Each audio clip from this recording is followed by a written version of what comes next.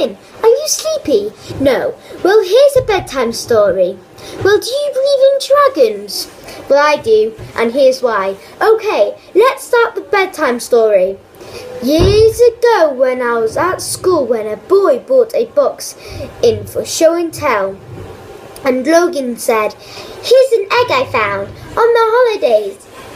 But the egg is really slimy and green. It's not like a real egg, but it is." But it is. It looked mysteriously really big than a real egg. Suddenly, the sun got brighter and shone down on the egg.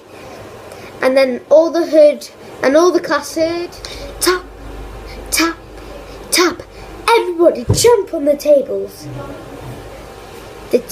On the tables. A gold, slimy dragon was laying on all the broken eggshells and slowly moved to the tables. Suddenly, the dragon disappeared and everybody ran out of school with all their stuff. But mine was really mysteriously heavy. Then I ran out to my mum. I said, "Mum, my bag is really heavy." Mum said, "It's okay if it's heavy." Then we walked home.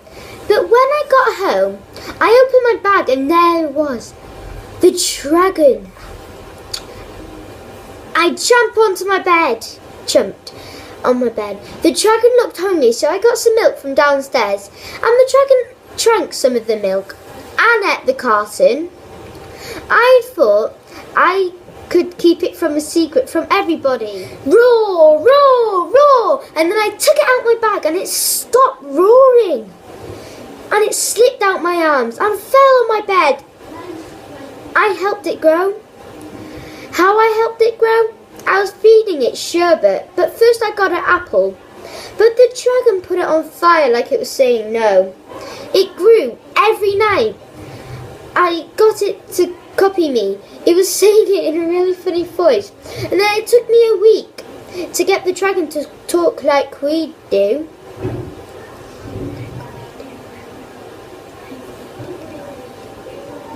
I was thinking, when the dragon is an adult one day, so I'll have to go home. So I got it exercising. How, you ask? I got it on the treadmill. And then, me and the dragon raced a lot. The dragon was always the winner. The dragon knew that I was feeling bad because the dragon won all the time. But he let me win for the last race. And I was training it to fly. But I got a name for the dragon. He's called Clumsy. That night he woke me up and said, "I need to go home when I'm bigger." So it took me a month to get the dragon to fly. He fell a couple of times. I said to the dragon, "You can fly home at night because my mum might see you and she might be scared." But the dragon didn't reply. I went downstairs for my supper and the dragon was crying. I could hear it. I said to my mum, "I finished. Can I please have some sherbet for my pudding?" Mum said, "Okay then." When I went upstairs to my bedroom, it was a mess. The dragon turned everything upside down. But I gave the dragon the sherbet and the dragon cheered up. We waited until Mum fell asleep. Quickly and steadily, I was on the dragon, flying to his home. I was scared and feeling really, really sick because I don't like heights. When we got to the dragon's home, I said, "Bye, Clumsy. I will miss you." I was about to cry. Then I went home because my mum. Will be scared, and she will try to find me, and she will. Can you please take me home, Clumsy? A few weeks later, at my house, the dragon came back. I was really surprised and really happy. Clumsy said, "Can I please have some more sherbet because I love it?"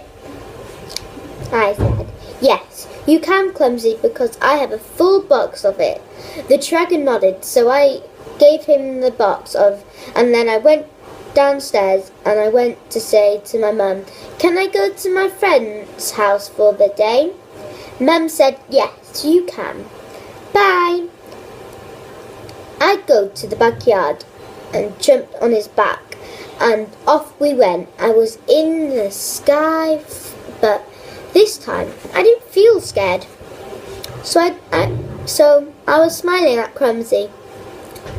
But then we landed, and when we did land, I got some sherbet.